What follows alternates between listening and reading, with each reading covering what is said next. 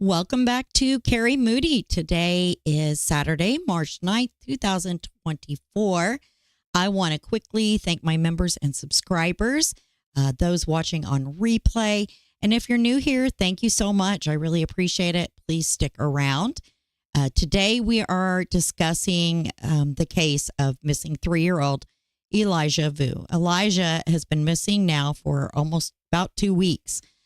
We're going to discuss mom's new charges, the new information that was released in the affidavit, and Katrina's mom writes a letter to the judge. But where is Elijah Vue? Let's get started.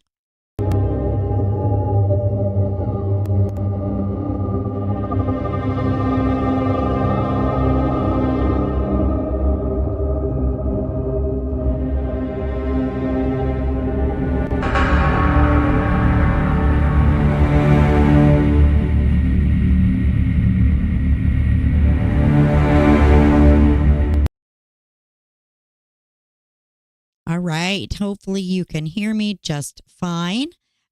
Like I said, we are continuing the discussion of Elijah Vue. Some new information came out this past Thursday that I actually started recording this as a video, and I thought this is just going to be a long video to upload.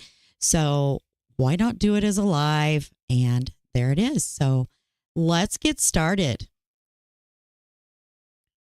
Now, this is Elijah Vue. He is 3 years old. He's missing from Wisconsin. Is he not the most adorable little thing you've ever seen? He's so precious.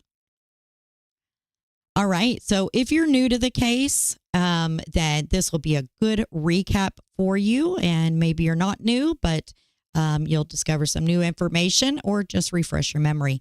So Elijah Vue is 3 years old. And there is an active Amber Alert out of Two Rivers, Wisconsin for him. Elijah was allegedly last seen February 20th of 24, that should say. 3 foot tall, about 45 pounds. He has a birthmark on his left knee. His caregiver at the time says that he was wearing gray sweatpants, a long sleeve dark colored shirt, red and green dinosaur slip-on shoes. And he possibly could be with a checkered blanket. There is a $25,000 reward for any information leading to where Elijah is. They have a tip line set up, and I have that number here for you. I will also show it again at the end of the stream.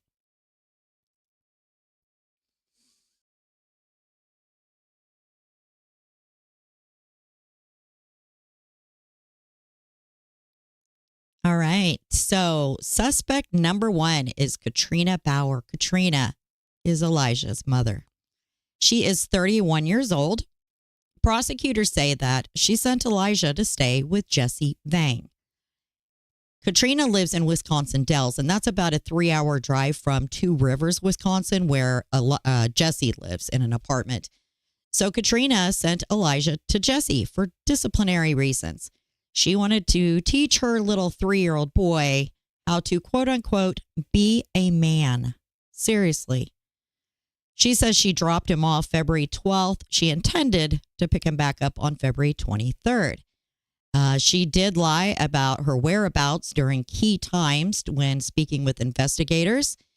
And originally she was charged with 1 felony count of party to a crime, child neglect, and 2 misdemeanor counts of obstructing an officer for the 2 occasions that she lied about where she was.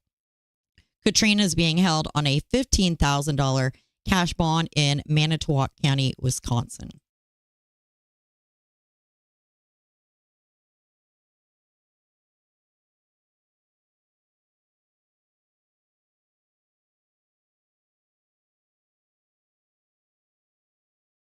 Katrina also has a little girl. The little girl's name is Elena, and she's 5 years old. She is autistic. Now, Katrina lost both of her kids for about a year, and she just got them back April 14th of last year. So it says 22. It should say 23. I always do that with the dates. I don't know why, but it should be 23. So not even a year she didn't have them back. Now, the children's father, they both have the same father. His name is Jimmy Vue. And Jimmy was sent to prison December 22nd of 2022. He was found guilty of multiple felonies, including physically harming a child with a high possibility of great harm, domestic abuse battery, possession of methamphetamines, amongst other charges. Now, the harming a child, that was the little girl, Elena.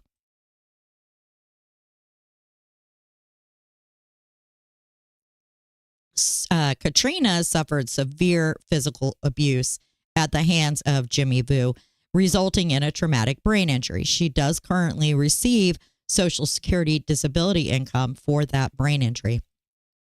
The family, according to Katrina, her Facebook posts, her TikToks, her Instagram, allegedly they were subjected to deprivation of basic necessities. And I mean, like, even including food, confinement, where they weren't allowed to leave the house. In fact, she says this is why she couldn't go to a few of her court dates, because he wouldn't let her. I mean, Jimmy would not let her. And severe mistreatment at the hands of him. Now, for some reason, Katrina thought this was a great idea. Jesse Vang is an old friend of both Katrina and Jimmy's. And November 21st of 23, Jesse left a comment on a TikTok post of Katrina's. And so from there, they started talking. We know that about Thanksgiving time, Katrina and Jesse were discussing little Elijah's behavioral issues, 3 years old. By February of this year, Katrina was making plans. She was moving in with Jesse. Again, thank you guys for being here. I have a video to play here in just a minute, and then I can fix the chat comments so that I can pull them up on my end. All right, so suspect number 2, this is Jesse Vang. Now, Jesse has quite the rap sheet. In 2002, he was charged with child abuse, fleeing an officer, and battery by prisoner. 2004, manufacturing, delivering, possession of cocaine, and resisting, obstructing an officer. In 2006, another possession of cocaine and another resisting, obstructing an officer. 2007, bail jumping and disorderly conduct. And then 2023, little Jesse here got himself a DUI. Now, there was some confusion in the beginning of the case and also in my first video. It was not real clear if Jesse was her boyfriend. It was said he was, but then the kid's father's family, who have been amazing, have been working hard to search for him this whole time. I believe it was that side of the family said that Jesse here, he is a family friend or a friend of the family. But also when Jesse called 911 that morning, he said he was the caretaker. But it is now confirmed he really is Katrina's boyfriend. Jesse reported Elijah missing at 11 a.m. He initially told the police that he had walked his son to the bus stop. He does have a young teenage son who also is autistic. So he walked his son to the bus stop. He said that little Elijah was asleep on the couch. And then when he came back, he locked the doors. He says there's 3 locks even. And he brought Elijah into the bedroom with him. When he woke up at 11 that morning, Jesse claimed he couldn't locate Elijah anywhere.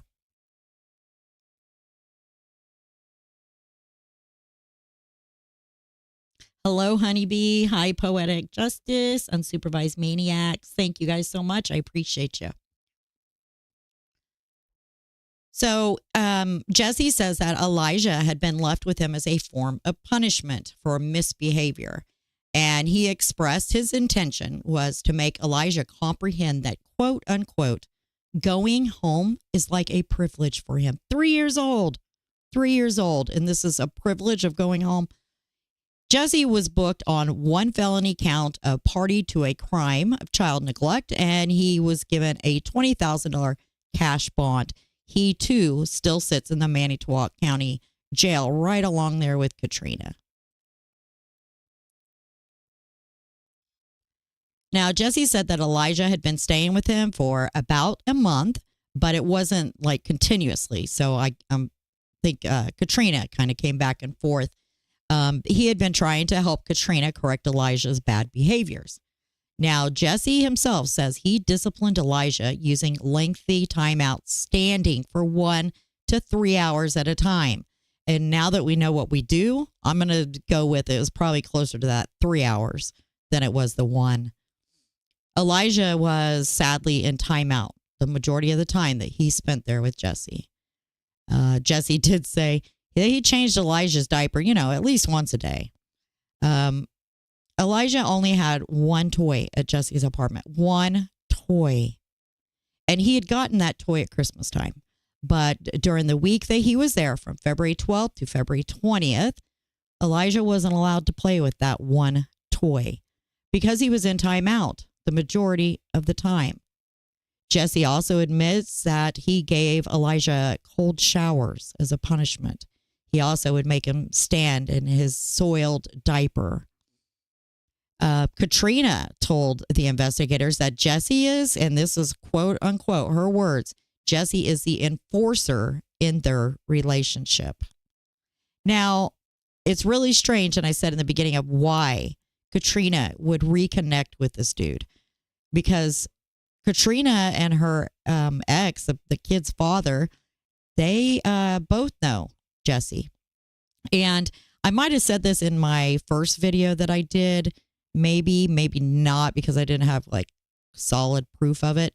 But Katrina was actually trafficked, and that came out from her mom and her brother as this case, started to unfold.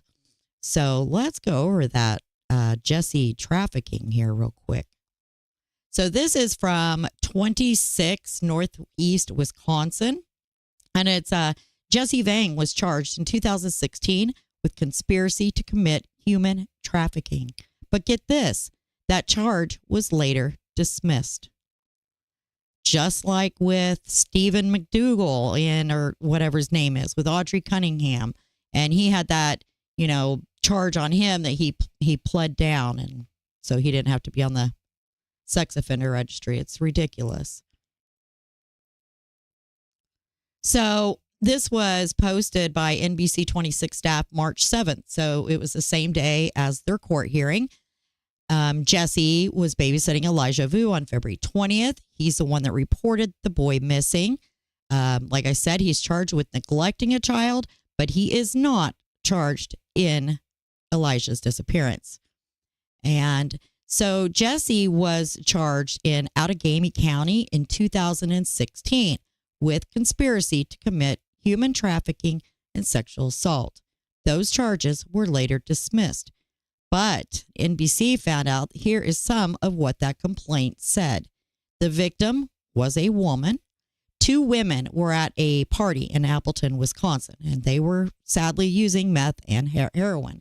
And then they later went to a hotel. The victim used more drugs at the hotel, was left alone with the 2 men, and she was sexually assaulted. Now, the victim was told that she would be taken to Minnesota and would not be her own person anymore. The victim feared that she would be forced to work in the sex trade. And the other woman, she eventually returned back to the hotel. The 2 women got away. They went to another hotel where they stayed in the bathroom. And apparently somebody at that point called the police. The search warrant says, well, this is why it was dropped, unfortunately. Search warrant says that about a month and a half later, the victim told police she no longer wanted it investigated. I wonder if she wasn't threatened, but Jesse was charged anyway with conspiracy to commit human trafficking and sexual assault, but court documents say the charges were dismissed after a federal indictment against Vang. NBC 26 found no federal human trafficking or sex assault charges against Vang. They shouldn't have unsupervised maniacs. She said that those charges should never be allowed to be pled down. I agree. I don't think that that should even be an option given.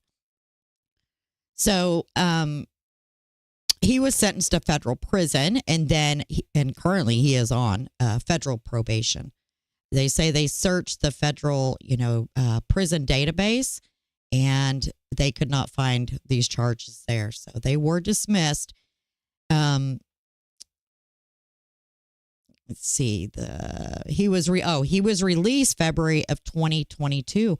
So he'd only been out of prison for what, 2 years? That's crazy. So it just says that, to reiterate, this story is about some of Vang's history.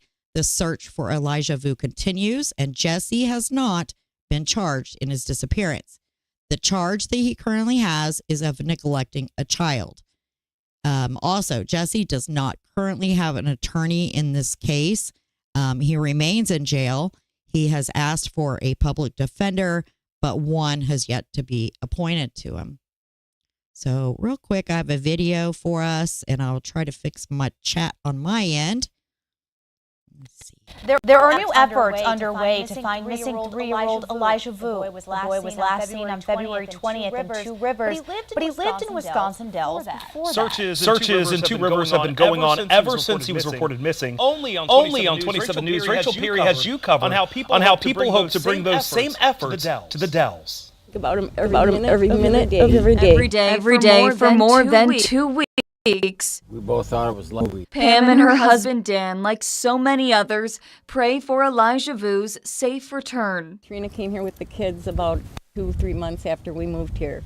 We just became really close to him, attached to him. The couple tells 27 News the 3-year-old would always come over to play, and they even spent some holidays together. I mean, we have his toys and stuff in our house, you know.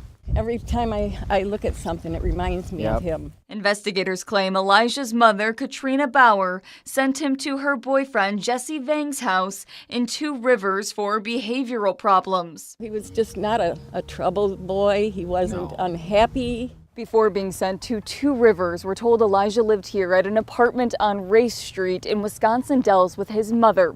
Search efforts have since expanded this way, but haven't gained as much traction. And I started joining like the Wisconsin Dells groups, and I noticed that there was not one mention of Elijah on any of the pages, including the Wisconsin Dells police page. April Backus lives near Two Rivers. If any of my kids were missing, I would rally the entire world if I had to try to get them help. So she started this group, Search for Elijah Vue, Wisconsin Dells area, on Facebook. I just hope to get people out looking for Elijah and make it easier for them to find other people in that area that are also out looking. Pam and Dan are now crossing their fingers the searches bring good news. Whoever's got him, please. In Wisconsin Dells, Rachel Peary, 27 News.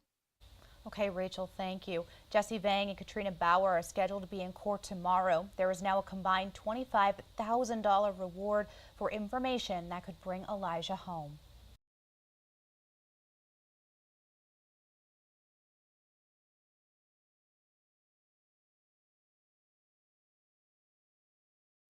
All right. Sorry about that echo. I really apologize. I was trying to fix that chat, and I think I got it fixed. So the next thing is the bond hearing.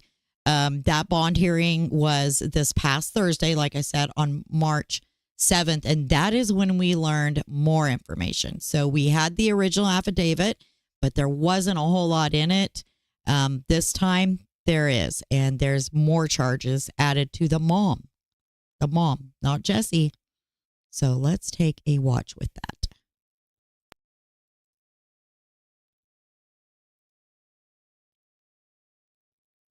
Go on record in state of Wisconsin versus Katrina Baur, 24 CF 163. Appearances starting in the courtroom. State appears by Jacqueline Labrie. And on Zoom. Katrina Baur appears with their attorney, Ann Larson, by Zoom from the Manitowoc County Jail. The matter's on the calendar for a preliminary hearing today. I had an opportunity to talk with counsel earlier. Attorney Larson had filed previously a motion to modify bail, and then I think it was late yesterday, filed a motion to dismiss count 1. My understanding after talking with counsel is that Attorney Labrie anticipates filing an amended complaint, and based on that, the parties are asking to adjourn the preliminary hearing 1 week and proceed with the bail motion today. Attorney Labrie, is that your understanding as to how we're proceeding? Yes, Judge, and I did file the amended complaint prior to coming to court today. I emailed a copy to Attorney Larson and the court. And Attorney Larson, that's your understanding as to how we're proceeding today? It is, Your Honor. So what the court is going to do then is this. As it relates to the preliminary hearing, in light of the filings, I'm going to find good cause to toll any applicable time limits.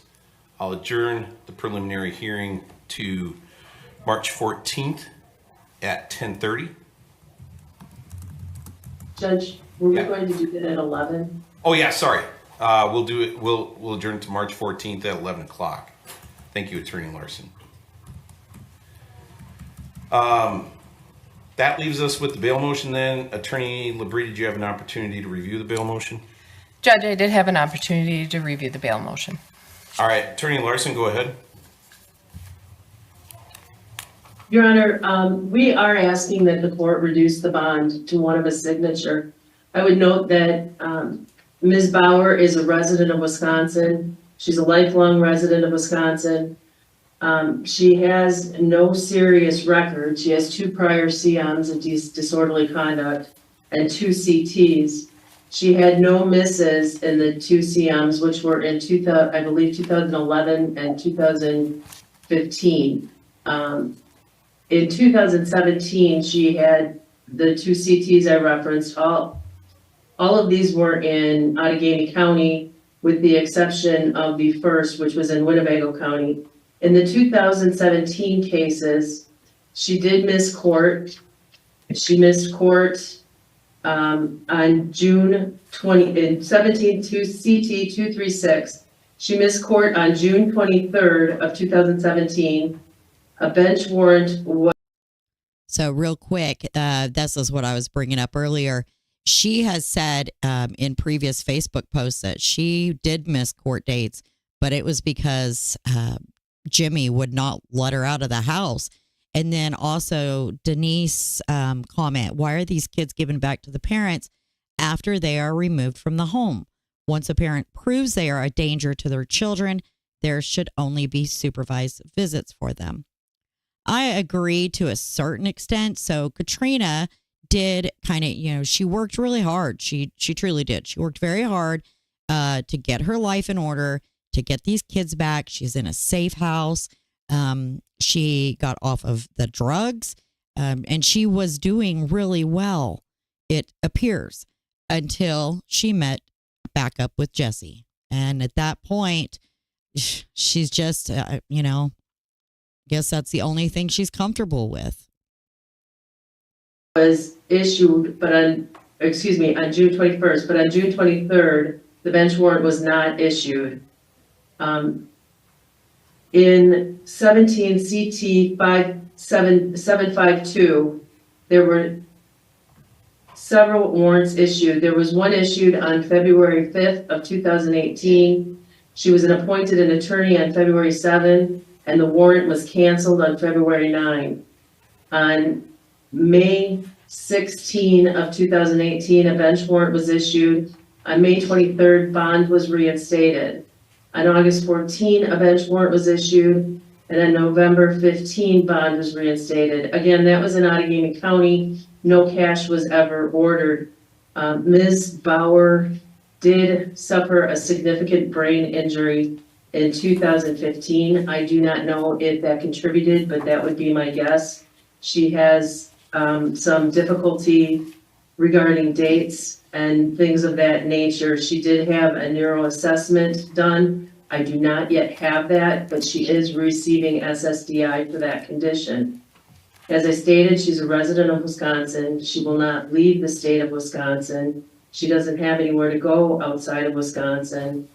Obviously, this is a very high-profile case. There's a lot of high emotion going on, but there's also high emotion going on with Ms. Baur. She's been worried sick, not knowing where her son is. She had been planning. Did you catch that? She's been worried sick, not knowing where her son is. Mercy. On moving back to Two Rivers, since the Wisconsin Dells is quite expensive. I don't know what her immediate plan will be, but I would propose that she will attend court hearings with me. She has transportation. She does have the ability to also appear at non-evidentiary hearings by Zoom. I further assert she's not a danger to the community.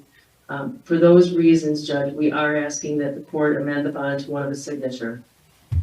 Attorney LaBrie. Your Honor, the state is opposed to any modification in bail. As Attorney Larson indicated, the defendant in 2017 had multiple failures to appear for court in Outagamie County in 17 CT 752.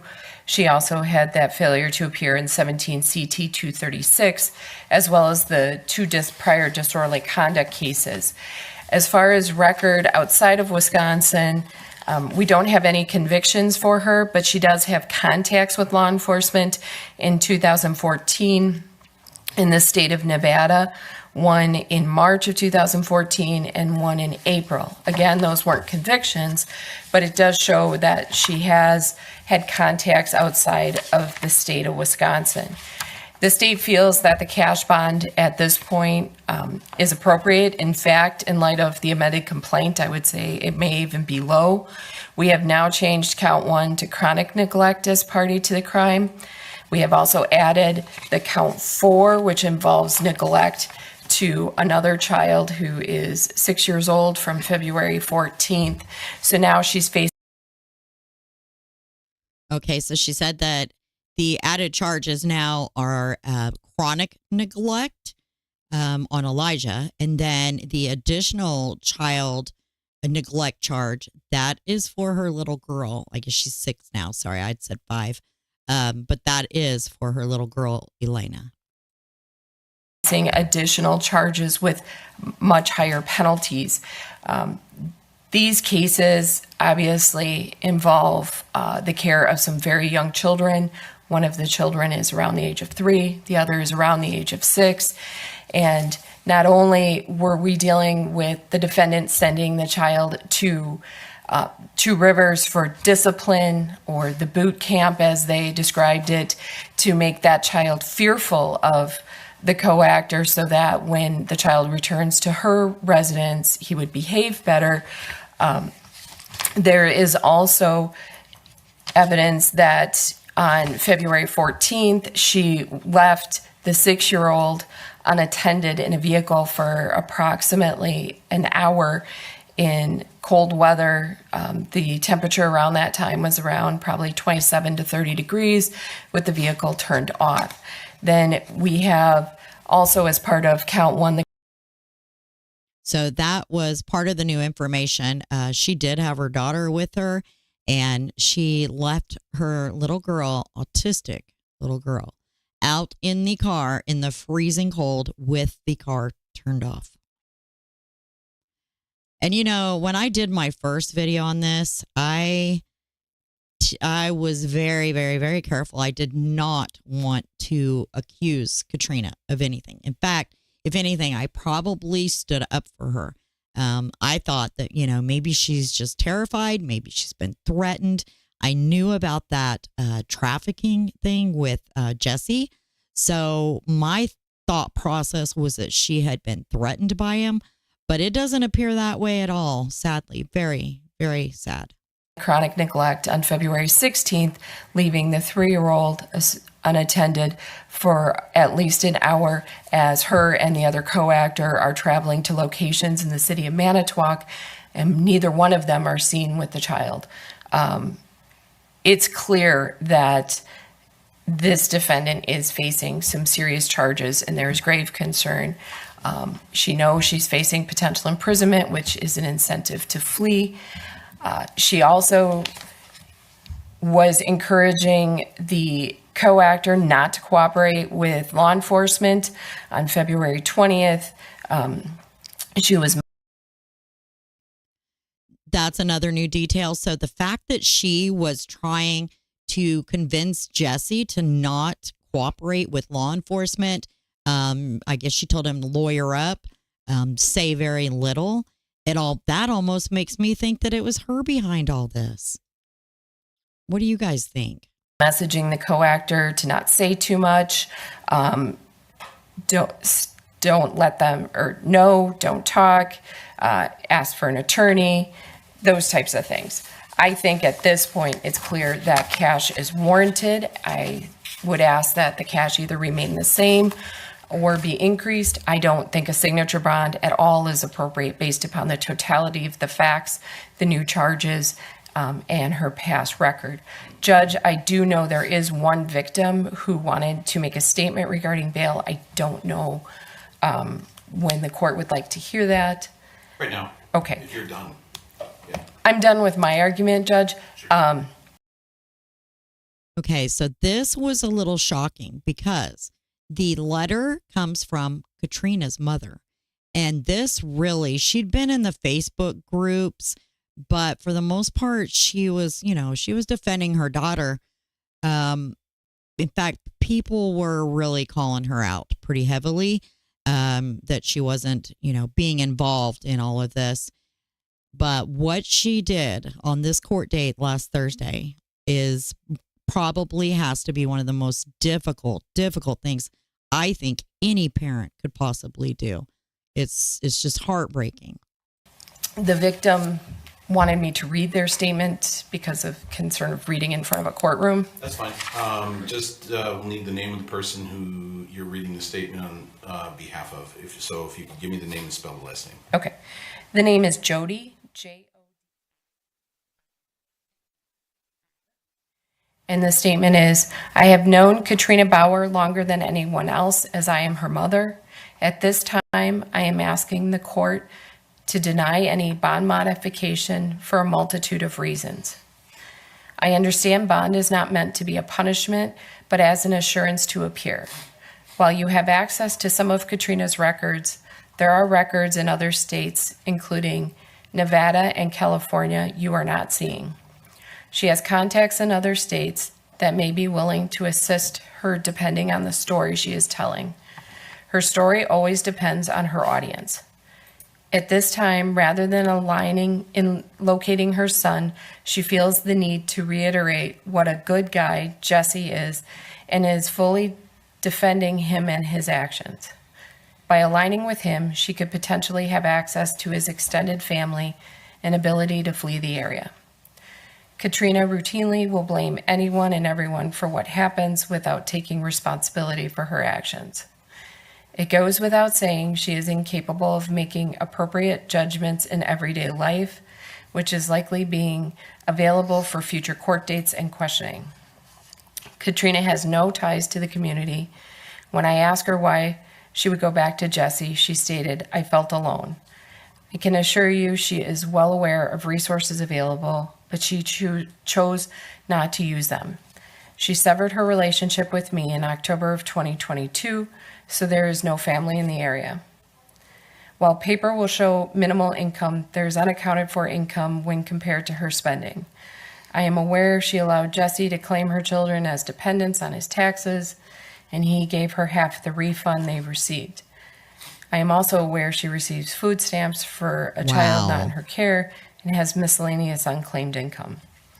In 2016, while we resided in California and my oldest daughter was having heart surgery in Wisconsin, so I was here with her. At that time, Katrina faked a forced abduction and had missing person reports filed in California. She was located in Minnesota, where she was taken a hold for erratic behavior and drug use. Officers offered to drive her to Wisconsin, and she refused to leave, stating she was there by her own free will. Katrina has struggled with depression and anxiety for many years, has a history of erratic behavior. She has been suffering from traumatic brain injury and is highly likely to forget mandatory appearances. I don't feel it's worth the risk to lower her bond, especially as victim has not been found and many questions are unanswered. She does need to be held accountable for what rules out in the future, and I feel releasing her, she would be a flight risk. I have been the victim on her verbal and emotional abuse for a very long time. If the court finds any reason to reduce her bail, I would like to be assured of my peace and safety with a court-ordered no contact and GPS monitoring. That is so sad. Right. So the court's primary consideration in determining I can't imagine being in that position. Assuring the defendant's appearance in court. Quite frankly, I haven't seen the amended complaint yet. I don't necessarily know that I need to. There's enough in the complaint that I feel, in combination with her current circumstances, that bail is set right about where it needs to be. And of primary concern to the court is that based on the allegations in the original complaint, her son was missing and she was not being truthful with law enforcement about whether or not she was in the area. That in combination with the fact that she, at least for now, has an address in Wisconsin Dells. I know Attorney Larson makes reference to the fact that, it's the state of Wisconsin and she may have residents an opportunity to reside in Two Rivers. It's certainly going to take more than opportunity in the borders of the state to make the court feel assured that she would appear. The behavior that's outlined in the complaint in terms of not being honest with law enforcement as far as her presence goes gives me an incredible amount of concern about whether or not she would in fact make herself available for future court appearances. So for those reasons, the court will deny the motion to modify bail. I'll ask Attorney Labrie to draft an order to that effect. Attorney Larson, just as a follow-up to the motion though, in the event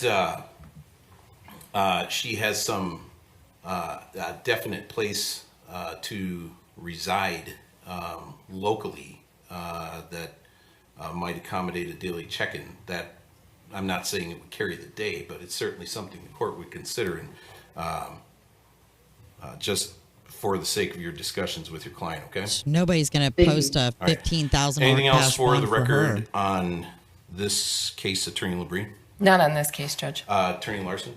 No, Your Honor, thank you. Before we adjourn, then, I just want to let the folks generally assembled know I've talked with the district attorney about this so that they can communicate it to the family. I typically don't allow people to wear shirts for missing people or alleged victims in the courtroom, especially once we get to the point where Ms. Bowers or Mr. Vang is going to be in person. I have no problem with the fact that people have them. I understand why. And I got no problem if people want to cover them up with a jacket, but I typically don't allow those to be worn or exposed in the courtroom. It's not the kind of thing I was going to make a big deal about today and have people removed, but I'll let you know going forward. You show up wearing the shirt, you'll be shown the door. So, and it's not for any reason other than I'm trying to maintain the temperature in the courtroom here and not have people get too excited. So with that, we'll be adjourned on this case. James, who's next? Mr. Vang. All right, so Jesse is next. I thought it was kind of, I don't know. I felt a certain way with the judge saying they couldn't wear their shirts.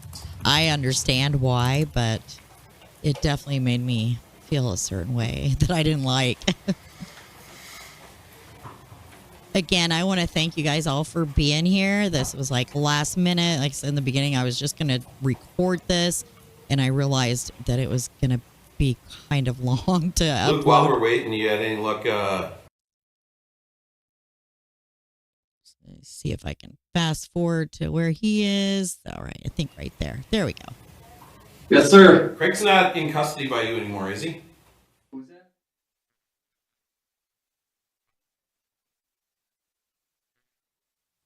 We'll go on record in state of Wisconsin versus Jesse Vang, 24 CF 162. Appearance is starting in the courtroom. State appears by Jacqueline Labrie. Mr. Vang appears in custody from the Manitowoc County Jail without an attorney, correct, sir? Correct. All right.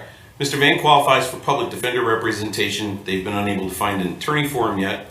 I would note Mr. Vang has filed an application for court-appointed counsel. Mr. Vang, what I can tell you is this. The application is a bit premature. I have to give the public defender's office an opportunity, if you qualify, to appoint an attorney for you before I hook the county with that bill.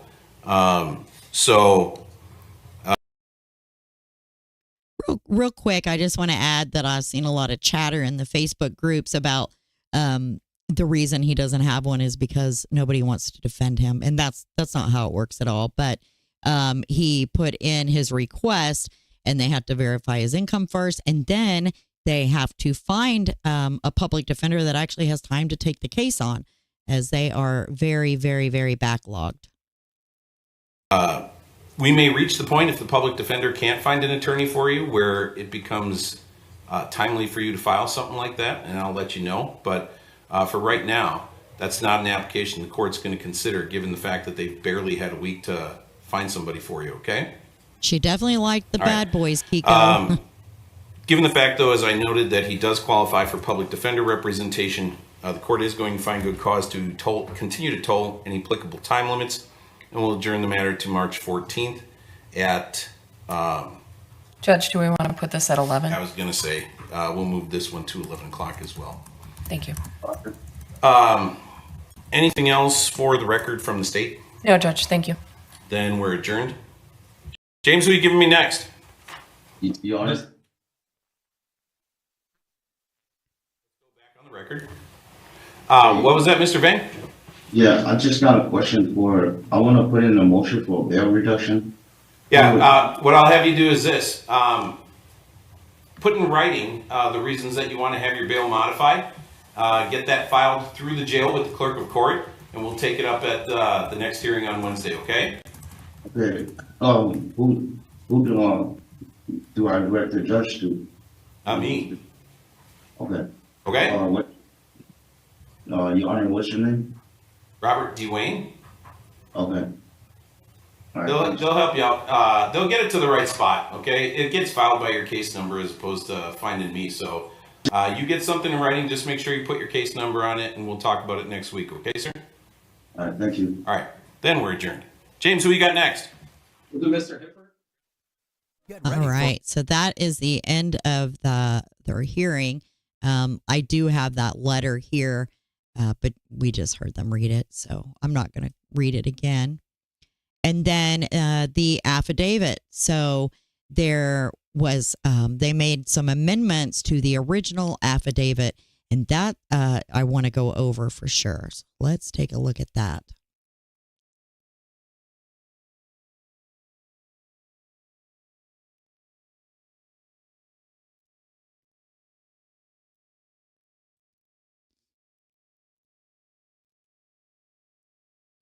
All right.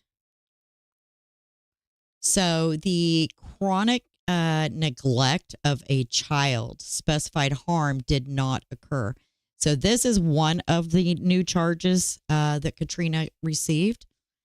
And it says the above named defendant on or between February 12th, 2024, February 18th, 2024. So between the 12th and the 18th, in the city of Two Rivers, Manitowoc County, Wisconsin, as a party to a crime, being a person responsible for the welfare of a child.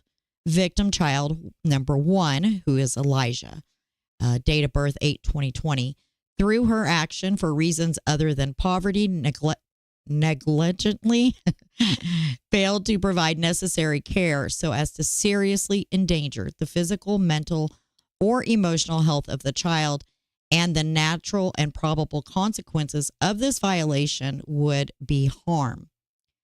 Although the harm did not actually occur and the actor is guilty of chronic neglect, as she committed 3 or more violations within a specified period of time involving the same child. It is a Class H felony, and upon conviction may be fined not more than $10,000 or imprisoned not more than 6 years or both. And then the obstructing an officer, that was a already existing charge. See, and then she wound up getting, I believe, another one. Yeah. So the neglecting a child, This again on or about Wednesday, February 14th, in Two Rivers again. Victim child number 2. So the number 2 is her daughter, Elena, who they say is 6. I thought she was 5, but they say she's 6, and she's autistic. So on February 14th, she was responsible for the welfare of her daughter, and she failed to provide necessary care as to seriously endanger the physical, mental, or emotional health of the child. And that is a Class A misdemeanor. Upon conviction, she may be fined more than $10,000, or not more than $10,000, or imprisoned for not more than 8 months, or both. And Megan, no, they did not. They have not found Elijah yet. It's been 2 weeks. They have searched the landfills. They've searched everywhere. All right. And then I wanted to get to the new parts that we didn't see in the original affidavit.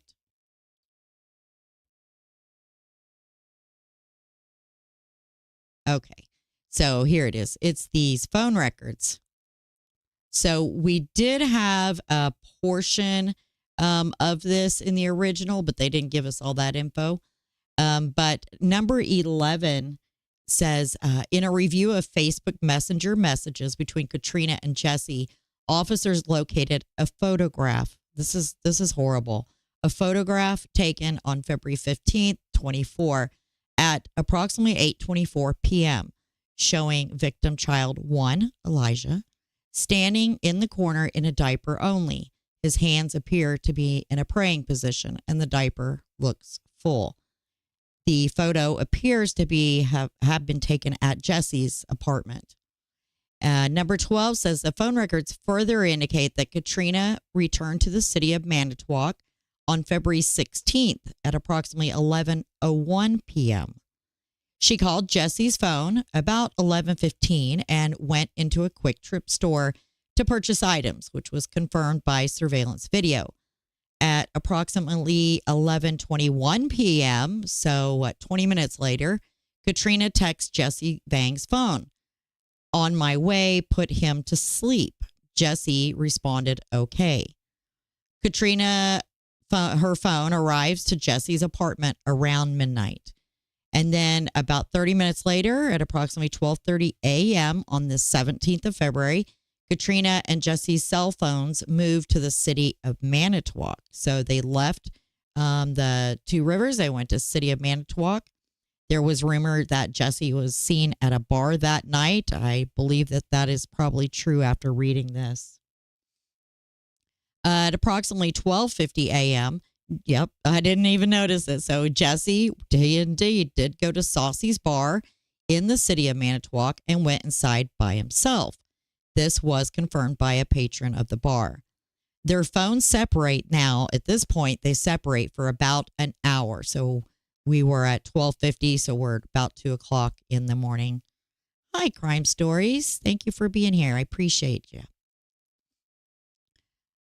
So during that time, Katrina traveled to the Quick Trip and in Manitowoc. Officers were able to view surveillance video from that Quick Trip store. And in that video, Katrina can be seen sitting in the driver's seat of the vehicle. There's no child in the car. And then around 1:45 in the morning, she's seen making purchases in the Quick Trip store alone. What was she doing just sitting in her car by herself, I wonder?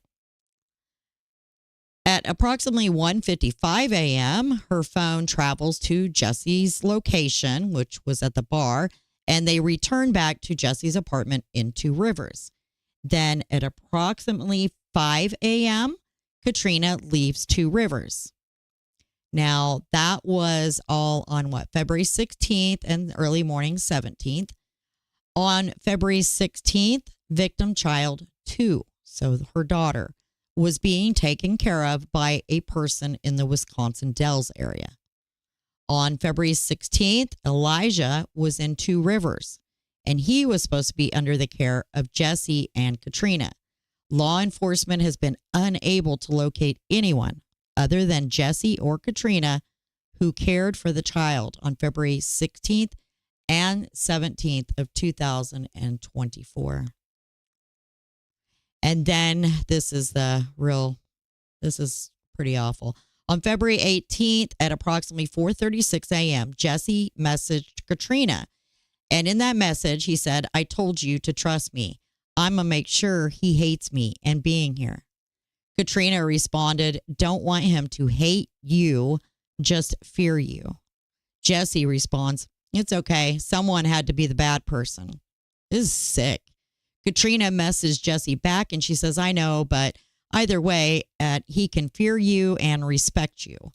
Jesse messaged, "He did fear me, but he didn't respect me. Now I'm making him respect me." That was February 18th at 4:36 in the morning. So Jesse claims that he went missing on the 20th, the morning of the 20th, but I think that there's some doubt there based on this new stuff in the affidavit. And then I think, yeah, so that was it. Those were the updates on the amended affidavit.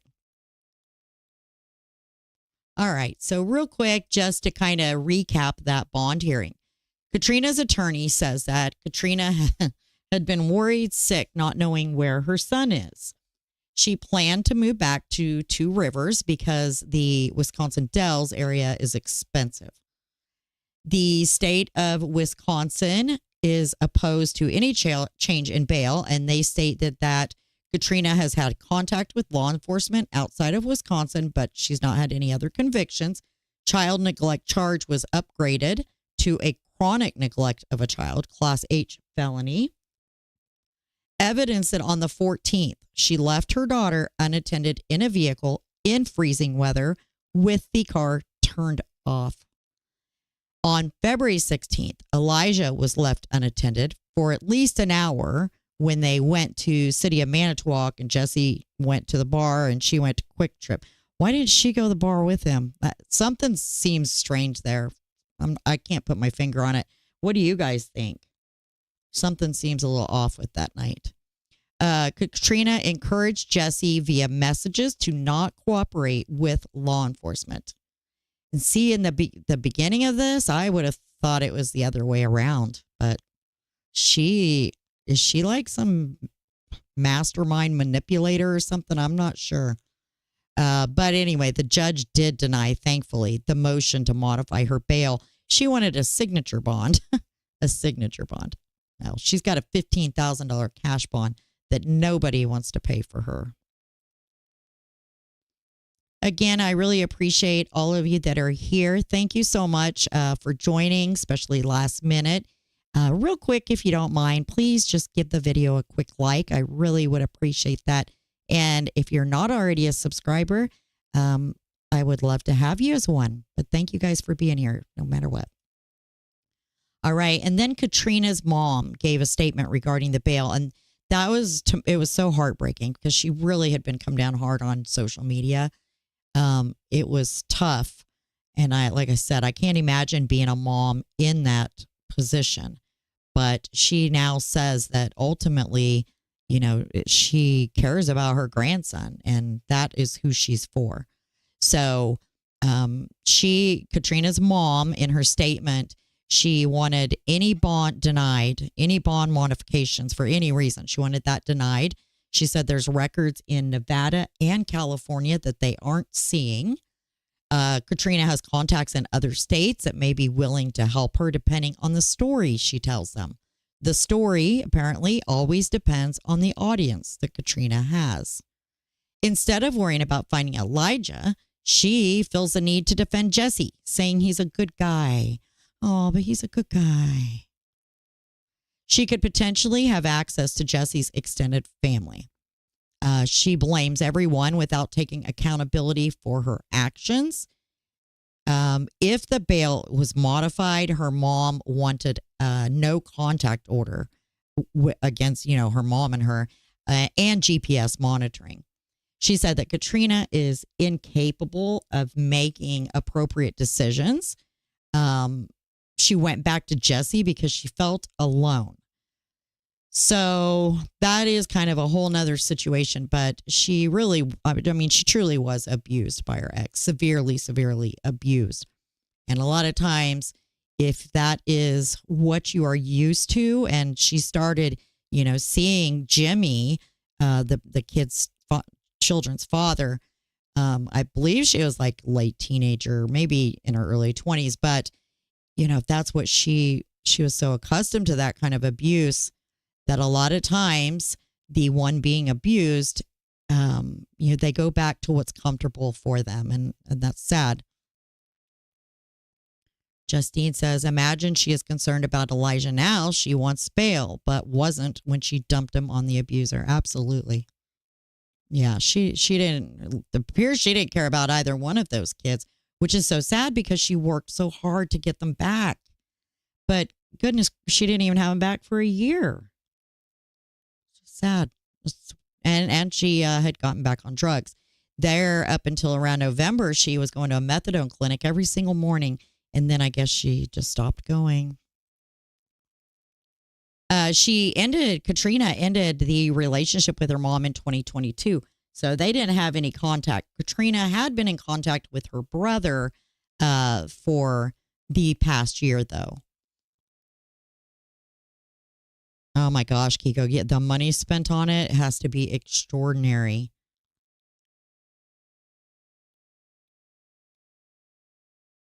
The other thing that was really interesting, her mom says that Katrina has unaccounted income with no pay stubs for it.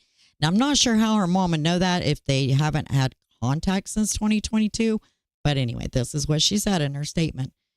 She says Jesse claimed the kids on his taxes and Katrina received half of it.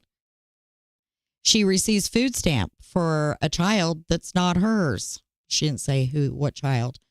In 2016 in California, while Katrina's sister was having heart surgery in Wisconsin, mom says that Katrina faked a forced abduction and had missing persons reports filed in California. She was later located in Minnesota and with, erratic behavior and drug use, of course. And the mom says that she has for a long time been a victim of verbal and emotional abuse from Katrina. It was heartbreaking to be a mom and have to, be in that situation. So kind of a timeline of events real quick. So 2016, Katrina lived in California. 2017, that was the claim of the sex trafficking of Katrina, according to her brother. He had made a comment on a Facebook group. And then that article, NBC found that article that I showed you just a little bit ago. Elena was born in 2017 and Elijah was born in 2020. And then February 15th of 21, Katrina left Jimmy, the father of the children. By April 9th of 21, Katrina had lost the kids to CPS. She got clean from drugs during that time. And December 21st, 21, that is about the time that she started getting her kids back. It was like just a couple, 2-3 visits a week. But she was at least being able to see them. And then April 14th of 22, Katrina's kids come home officially. October 28th, Jimmy, the father, was found guilty of child abuse on their daughter, Elena. November 23, Katrina contacted Jimmy. According to her mom, Katrina's mother says that Katrina contacted Jimmy in prison in November, but they didn't know what the reasoning was.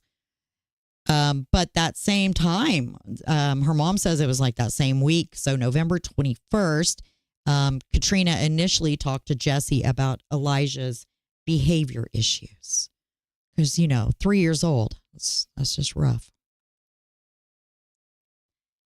January of this year is the first time Elijah stayed with Jesse. We don't know an exact date. On February 9th of this year, Jimmy, the ex, filed for an appeal. It's kind of interesting timing. February 12th of 24, Elijah was sent to Jesse.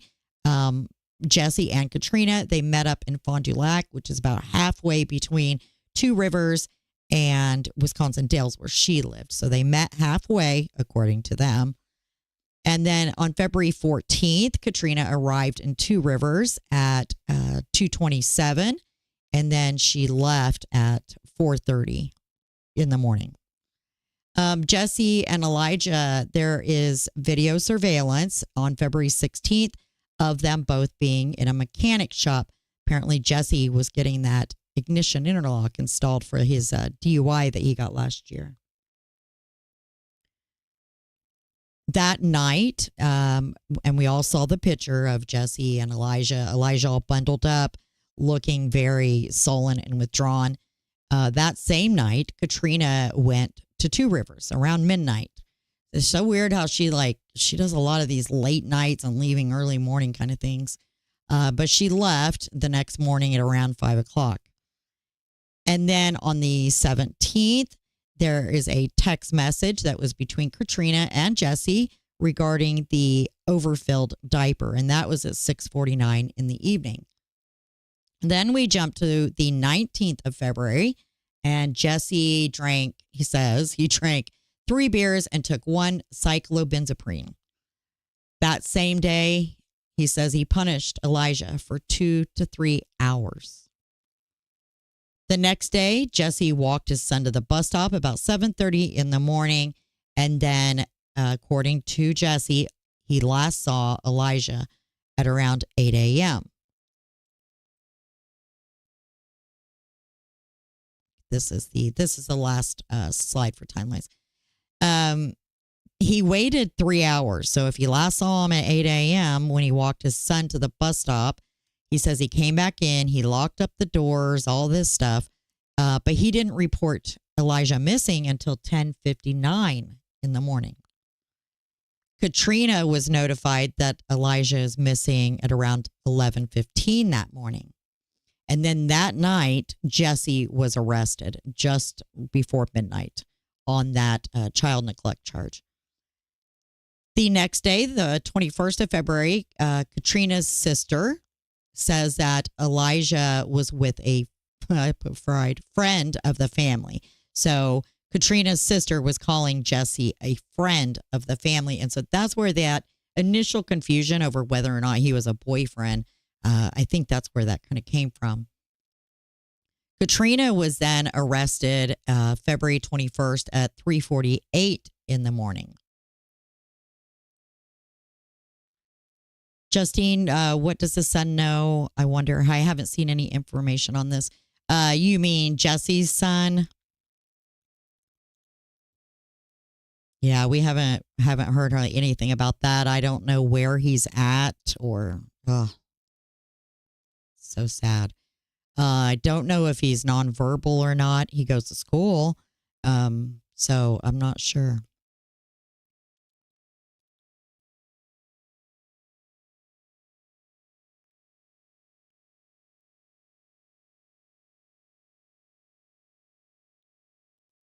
On February 21st, 1 slip-on shoe was found at the apartment building by a downspout. And this was about 8 o'clock in the evening.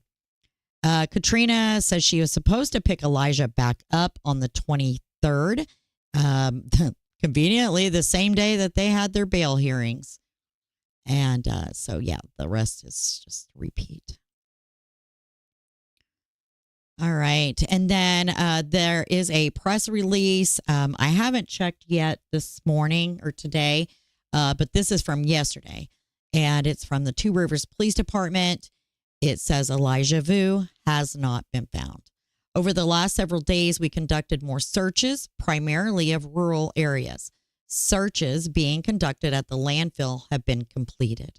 So they are no longer searching at that landfill. Further searches were conducted on the West Twin River by the DNR. Volunteers from local law enforcement, fire, state, and federal agencies, in addition to students from our local technical colleges, conducted a large-scale search yesterday. Thank you to all the property owners for their cooperation. We'd also like to thank all those that donated food and beverages for the search efforts. They go on to say we will continue to search areas with law enforcement personnel, drones, and dogs as we continue to follow up on all tips and leads reported to the tip line. We continue to seek out, now this is the important information, you guys. We continue to seek out video from February 19th between the hours of 2 and 9 o'clock. So 2 in the afternoon to 9 o'clock. They are looking for any footage that anybody might have, whether you're a homeowner, business, whatever, where the vehicle of interest, and I'll show you that in a second, the vehicle of interest may be seen.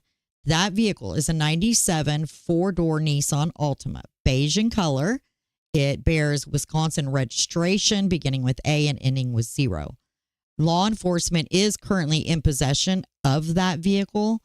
They say due to the duration of the hours requested to be reviewed, we are asking the public beyond the greater Two Rivers area and adjacent counties to review their videos as well. So that Nissan Altima, that is actually Jesse's neighbor's Altima, and it was impounded pretty way back in the beginning, shortly after Elijah went missing. That vehicle was impounded. The owners are not considered persons of interest whatsoever, but I think they believe that they borrowed this vehicle. So February 19th between 2 in the afternoon and 9 in the afternoon is what they need footage of.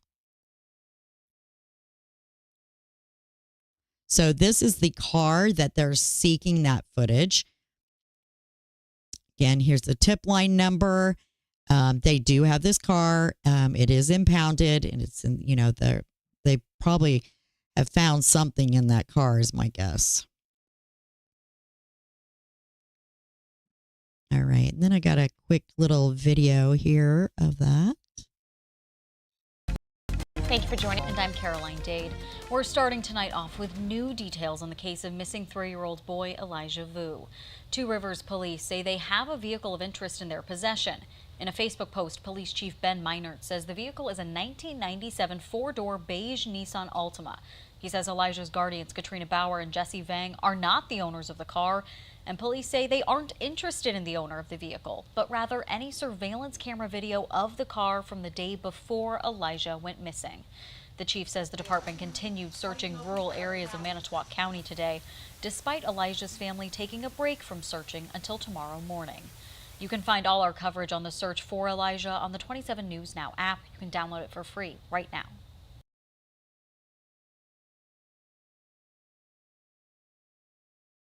All right. So that's where we're at. 2 new charges for Katrina Baur, the mother of Elijah Vue. There has still been no charges as far as his disappearance, only the chronic child neglect and the child neglect charges. So, boy, they have they've been searching for 2 weeks nonstop, and they have a ton of the public has come out to help. The children's father's side of the family, they have been very active since the beginning. You've probably seen at least his uncle in some videos, talking to the news. They've been putting searches together. So they have really, really come through. It seems like Katrina, she's lived a life of drugs. And to be quite honest, she has, probably destroyed any kind of relationship she has. She didn't talk to her mom. It appears she talks to her brother, but her brother, I think he lives in California. I'm not sure. He doesn't live there anyway. So the new charges, Katrina got chronic child neglect because there was 3 or more instances of child neglect during a certain period of time. And she also got another child neglect charge for leaving her 6-year-old autistic daughter in the car at night in the freezing temperatures with the car turned off. So she left her in there for about an hour.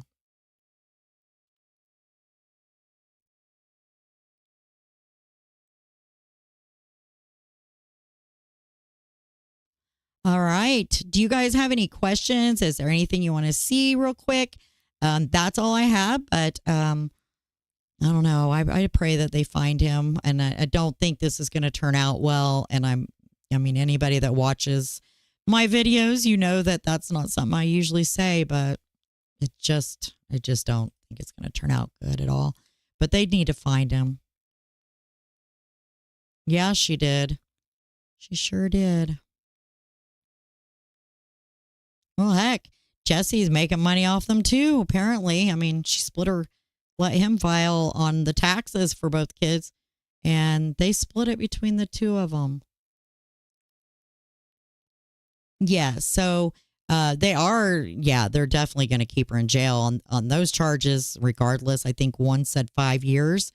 One of the chronic neglect is a Class H felony. So no matter what, she's going to be sitting there for a while. But hopefully one of them will start talking and just tell them where he's at. But odds of that, pretty slim. I think that if either of them are going to talk right now at this point, it's going to be Jesse, because Jesse is the only one without an attorney. Katrina is the one that told Jesse to not cooperate. She told him not to cooperate, to get an attorney and say very, very little. So I do think if either of them are going to talk, it's going to be Jesse. But I don't think she's going to say one word. And maybe she, I don't know. Who took him? Who put him in the car? Who was in that car? They don't tell us. But, they must have hit on something in that neighbor's car to have taken it in, impounded it and gone through it. And now they need video footage from the 19th. So my guess is he says that he went missing at 8 a.m. on the 20th. My guess is it was actually that day before, and somewhere between 2 and 9 p.m. he was seen, or at least maybe that's the time frame that the neighbors say he borrowed the car or Katrina borrowed the car. We're not sure, but they need, and somebody's going to have that footage. Somebody will have it. And if they can use that footage and then just determine from there, they would definitely be able to at least narrow down an area. But just doesn't look good, you guys. All right. Well, again, thank you so much. I really do appreciate every one of you for being here with me. This went a little better than I thought. Lives are like terrifying for me. I get horrible anxiety. So, but thank you. This went pretty good. So I appreciate each and every one of you, and we'll come back and do it again. Until then, you guys stay safe, take care of one another, and I will talk to you soon. Bye-bye.